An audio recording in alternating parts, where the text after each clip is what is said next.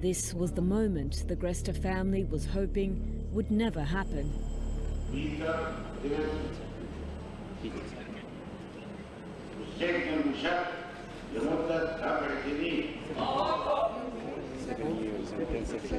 Seven years for Peter.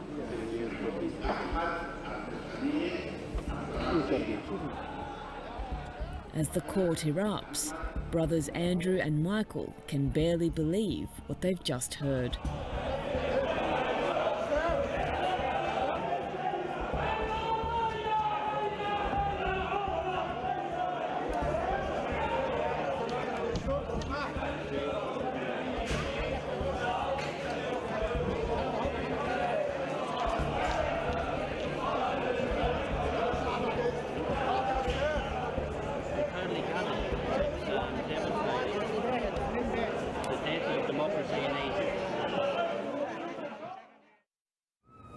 G'day. Hi, Andrew. How you going? Welcome back. Thanks very much. How many times has it been now? Third time. Third time lucky, hopefully. At 4 a.m. yesterday morning, Andrew flew into Cairo.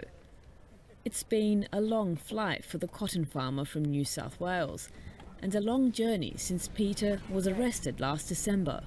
And I didn't think we'd be 6 months down the track and still fighting for Peter's freedom. In February, you said you'd been assured that it would be a fair and open trial. How do you feel about that now? Well, I've been assured again it's been a fair and open trial, but it's a completely different system, and I guess it's different standards and different culture and a different judicial system, which is extremely hard for us to get our head around. So, in a few hours, he'll learn his brother's fate, and for now at least, diplomacy dictates a cautious response. But it'll be a happy flight back if it's with Peter, right? oh yeah, it'll be so good. It'll be so good. Yeah, I haven't indulged myself too much in imagining what that'll all be like, and the moment that he gets released from prison, it'll just be so good. But I guess we're not there yet, so. Okay, Mr. Andrew, welcome back, sir. Thank you. Just I need your signature, please. Hey, how you going? Yeah, good, mate. Peter's other brother Michael is staying at the same hotel. He's been in Egypt almost a month. So what's it like? Is it usually that you pass the baton to each other? Someone's here and then they leave and the other person comes? It's kind of funny, like the first swap over was here. Between them, the brothers have spent almost 4 months here, a sign of the close-knit family's determination to support Peter. Yeah, there's been one of us here at every court session, and well, we've Available prison visit. yeah, and we've used every allowable prison visit that we're entitled to. Michael has been to the prison the day before. Yeah, just took in some sushi and hopefully it's the last visit. Yeah, right. Last delivery. Last supper, hopefully, for some freedom. He's all right as well. Did you talk about what might happen if it's just not a good verdict? I tried not to pay too much attention to it because I just can't. Yeah, I know. Imagine the idea I'll that cross that bridge when we get there, I suppose.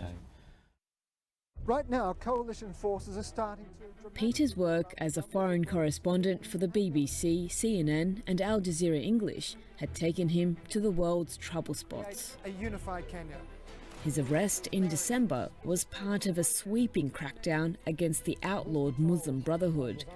The charge was conspiring with the Brotherhood to undermine the state. He's my brother and family, so, he means everything.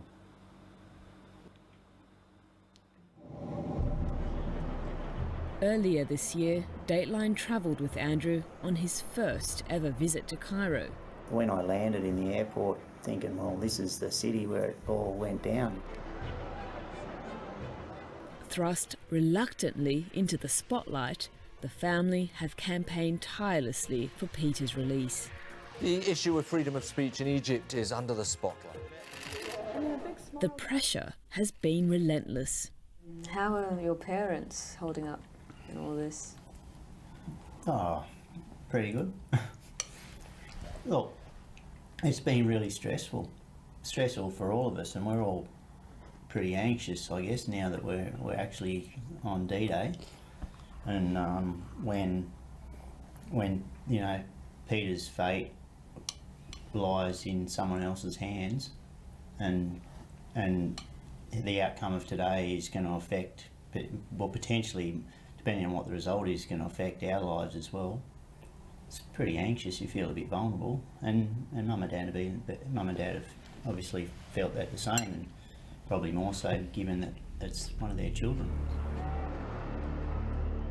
Peter Greste and his Al Jazeera colleagues have been locked in a small cell for 23 hours a day behind these walls.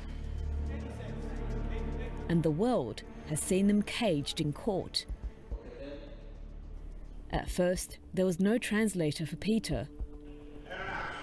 And the prosecution evidence has been bizarre, including Greste's BBC documentary on Somalia and holiday snaps of his parents. The prosecutor did not present a single piece of evidence that was there wasn't a single piece of evidence in court which was falsified. There wasn't any fact that we got wrong. There was no story that we manipulated.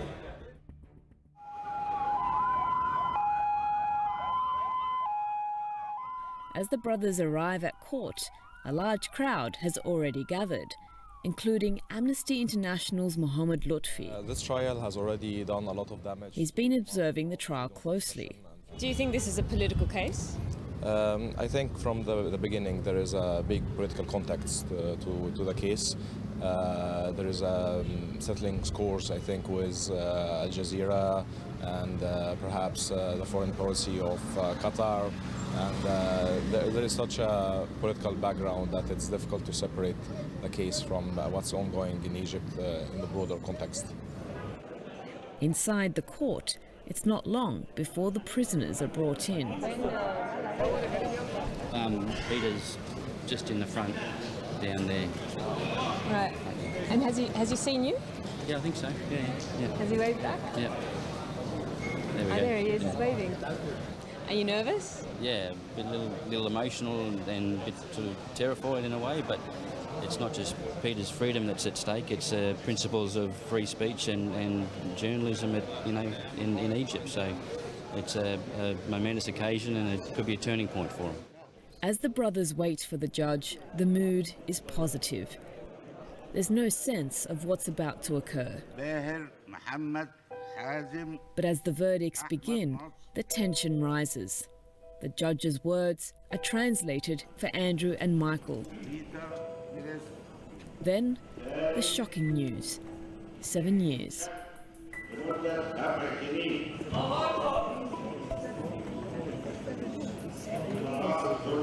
For Peter. I don't know what to say.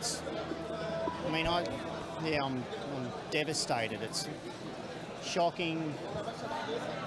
I don't understand it really. I guess we just got to, I don't know. We've just got to explore. We won't give up the fight, that's for sure. Because he's done nothing wrong.